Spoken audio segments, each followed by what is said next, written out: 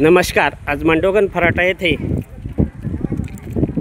महाराष्ट्र शासनाचे आपले सरकार अथवा महाई सेवा केंद्र जे आहेत त्यांच्या माध्यमातून उद्याची शेवटची तारीख असताना ही जमलेली गर्दी आणि हे अधिकृत सेंटर आहे, परंतु जे गावामध्ये अनधिकृत म्हणजे बेकायदेशीर सेंटर आहेत त्यांच्याबाबत आपण सकाळी तक्रार केली होती तहसीलदार यांना आणि ह्या तक्रारीनुसार तहसीलदार मस्के साहेब यांनी मात्र अति तातडीने दखल घेऊन गाव कामगार तलाठी यांच्यावरती चौकशीची अहवाल पाठवण्याची जबाबदारी सोपवली। त्यानुसार गावातील सर्व माही सेवा सेंटर यांची चौकशी सुरू झालेली आहे। अधिकृत किती अनधिकृत किती त्याबाबत आपण माहिती घेत आहोत। नमस्कार सर, आपलं नाव सांगा।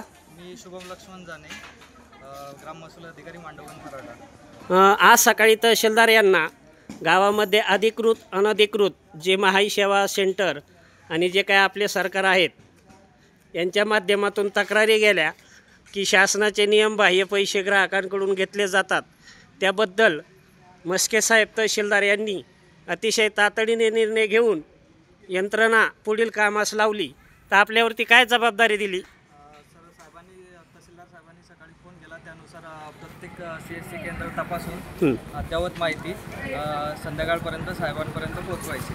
बरं, त्यामध्ये सूचना काय आहेत? रेट कार्डबद्दल काय सूचना असं आहे की प्रत्येक CSC केंद्रावर किंवा महाई सेवा केंद्रावर रेट कार्ड असले पाहिजेत आणि दुसरं त्यांच्या ID नुसारच त्यांनी कामे केले पाहिजे आणि ज्यांना दाखले देण्याचा अधिकार आहे त्यांनीच दाखले दिले पाहिजे। बरं, काही लोकांना स्वतःचा ID नाही, परंतु रांजणगाव, सांडळ, सातवा इतर शिरूरमधील काही लोकांचा ID वापरतात आणि तिथून उत्पन्नाचे दाखले देतात, त्यावेळी 200-300 रुपये हे घेतले जातात।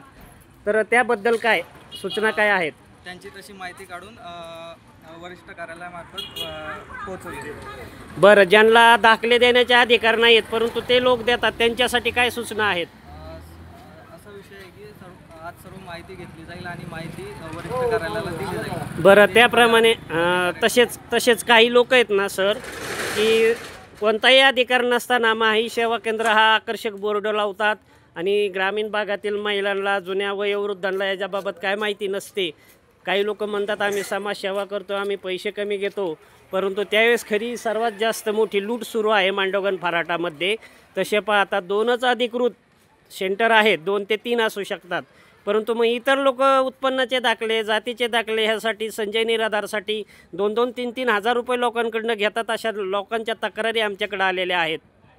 त्यांची पूर्ण चौकशी केली जाईल आणि जी काही माहिती आपल्याला मिळेल ती माहिती वरिष्ठ अधिकाऱ्यांपर्यंत पोहोचवली जाईल। सर्व आज सकाळी तहसीलदार यांना तक्रार गेल्यानुसार माननीय मस्के साहेब यांनी समाजहितार्थ आपल्या तालुक्याचे ते तसे पाहता समाजाचे राजे आहेत आणि राजांनी आज जनतेचं घरानं ऐकलं आणि अति तातडीने म्हणजे अर्ध्या तासातच आपल्याला सूचना केल्या, आदेश दिले।